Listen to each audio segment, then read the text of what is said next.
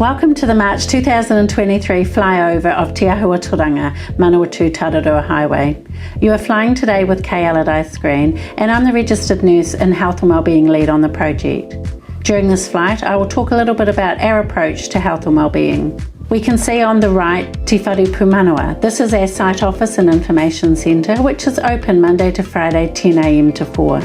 As we fly over Nutcracker Farm underpass, you can see topsoil stripping underway here, with our tread lightly principles applying and being monitored by both our kaitiaki and our ecology teams. As we head into Parahaki Bridge, we can see the southern abutment at the bottom of our screen. Pier 1 will be home to the Form Traveller, which is a mechanical support for the building of our superstructure bridge deck. The Form Traveller will sit on a 9-metre structure, and our bridge will then start to be built outwards. Our site has recovered well after Cyclone Gabriel back in February. The Manawatū River rose 5 metres and it breached our cofferdam in the middle of the river. The cofferdam allows work to be completed safely inside and around the pier, and this means that our workers are protected from the river itself and any debris. There was some minor damage to part of the temporary staging, but this has been repaired and all of our other structures were found to be sound. So our teams were able to get work restarted pretty quickly after that. Pier 3 pile cap is now completed and the pier column work is now underway. We now head over into the Eco Viaduct, which is our Bridge 3. If you look closer, you can see the southern abutment, and it's awaiting a concrete pour with our survey team on site ensuring that the measurements and positioning is all correct. You can see the 3 platforms on top of the piers. These are temporary works that have been erected so that bridge beams can be lifted into place. In our next flyover, the team are hopeful to have 3 girders supported on top of these piers. As we now start to move along out into the alignments, I'll be showing you cuts and fills. A cut means a digging out of earth material. A fill means a placing and compounding of that earth material. As we head into Zone 2 and up through Fill 9, our swale drainage system is in place. This drains water from the site into underground drainage systems. On the far right, you can see the shared user path taking shape. Our alignment through this area is now at subgrade, which means it's almost at road level and ready for paving. This section is largely completed, so while we fly over here, let me tell you a little bit about Te Ahu Turanga's unique approach to health and wellbeing. The building of this highway is about connecting people and communities, as well as ensuring that we leave our people better off and self-sufficient when we leave. To help us achieve that, we have a dedicated health and wellbeing team, and this is not the norm in the construction industry. Our focus is on proactive primary healthcare, and I'm fortunate to work alongside a psychologist and a wellbeing and exercise coach. We use whānau ora outcomes to help our people foster resilience, become more self-sufficient, and have whānau at the centre of their decisions regarding health. Ultimately, our success lies with the fact that we are here for our people and they decide what's important to them and take ownership of their health pathway. We now head into Cut 13, which is our biggest cut by volume, and it's nearing completion with stabilising work being installed at present. Throughout our project, you will see black clothing and sediment ponds. This is some of the amazing work that our Enviro team complete through all weather patterns. We now move into Zone 2.5. Fill 11 is moving into finishing works here. Just while we're going along, I'll just let you know some of our Te Ahu Turanga stats. Over 1,500 people have been inducted on the project through our whanaungatanga process. 5.2 million cubic metres of earth has been moved, a huge effort by Claire Miller and her Goodman's team, as well as the many small local earthworks businesses that have been involved. We've planted 800,000 of our 1.8 million plants. We now head into Fill 13, where we have our team in the gully preparing the second half of the culvert network.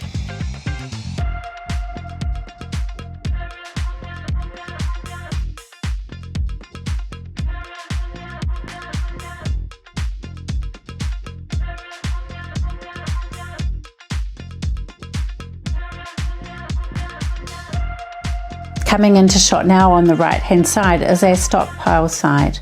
This is where we've got locally sourced piles of aggregate for pavements that we've procured over time to reduce traffic congestion over the Saddle Road.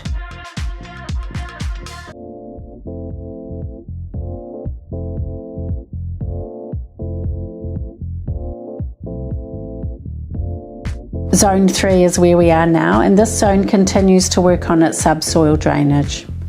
Coming into shot now is Bridge 5. This is one of 3 cast in situ box culvert underpasses.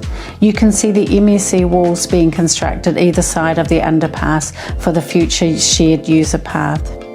These are mechanically stabilised earth walls with a concrete block face and geogrid layers within the fill. Since last flyover, Cut 20 has resumed, and as we further move into Zone 3, we will see cross culverts being installed. Within these areas you can often find a valuable lab testing team. This team is out there in many challenging conditions, testing and sampling for compaction levels to ensure that they meet acceptable standards that are required. As you can see, our construction teams work extremely hard on this project, and their well-being in this area is taken seriously. Research shows construction workers are 2 times more likely to die by suicide than any other profession. So ensuring that our people feel comfortable to discuss any health issues is a top priority for us.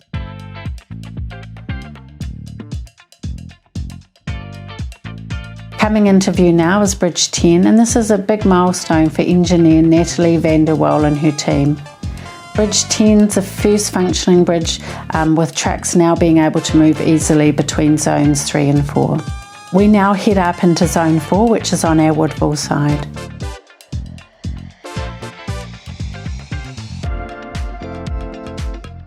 And as we duck down into the gully on the right hand side is Fill 18. This is an undercut and foundation treatment that's been completed prior to an install of a large culvert. As we now fly up and over, we can see the stripping of the top of Cut 26. We now run down into Fill 19, and this grey papa layer is a mixture of silt and mudstone.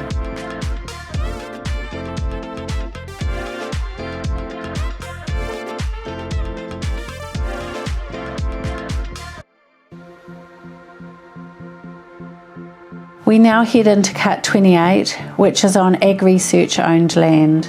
The team here is shotcreting for the bench drainage channels.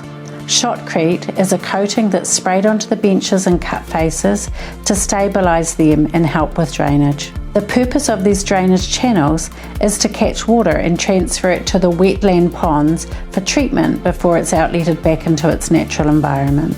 This is an up-close shot of the sediment retention ponds. Zone 4 has lots of runoff due to the easily erodible material here, so a series of catch ponds are used to reduce sediment. If we have a close look on our right, we can see the top of Cut 28 and the work being done on the second bench down. The team here is drilling to stabilise some local area of weakened material.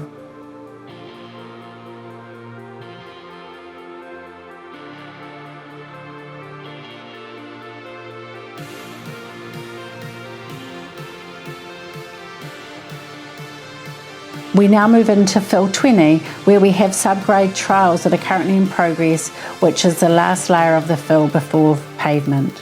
To our far left, we can see some temporary linings, and these will be replaced with permanent stream diversions.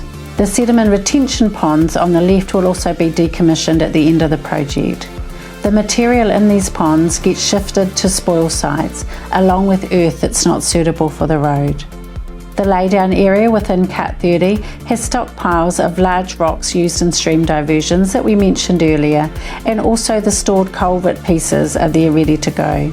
We can see some major changes here since our last flyover. On the right hand side there's 2 batters in green, which were unstable near Mohaka Fault. These have now been laid back to a 2-to-1 slope, which makes them more stable. This is an example of design changes made during construction when a better picture of ground conditions have revealed themselves.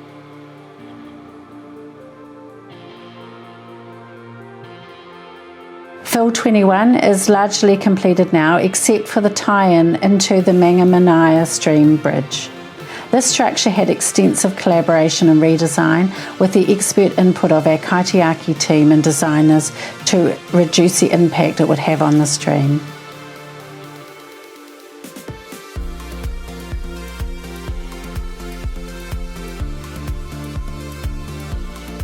Here you can see the drill rig. This is on site to perform deep soil mixing to build the cemented columns in the ground that will form a rigid foundation for the bridge abutment. These in-ground columns protect the bridge abutments from scouring in major flood events. As you've seen throughout this flyover, significant progress has been made since December. I'm incredibly proud to be part of this amazing project and to be able to deliver healthcare to our people here on site. But if you're watching this at home and you feel you have any questions or queries about a health topic, why not give the amazing team at Healthline a call on 0800 611 116. They are open 24/7, are medically trained, and they will guide you, and the service is totally free. It has been an absolute privilege to provide this update to you. Thank you for flying with me today. On behalf of Te Ahu Turanga whānau, we wish to send our aroha and virtual hugs to the whānau and communities affected by Cyclone Gabrielle. You are very much in our thoughts, and we will continue to press on with building this vital highway, providing a link through to the Hawke's Bay and East Coast. Kia kaha.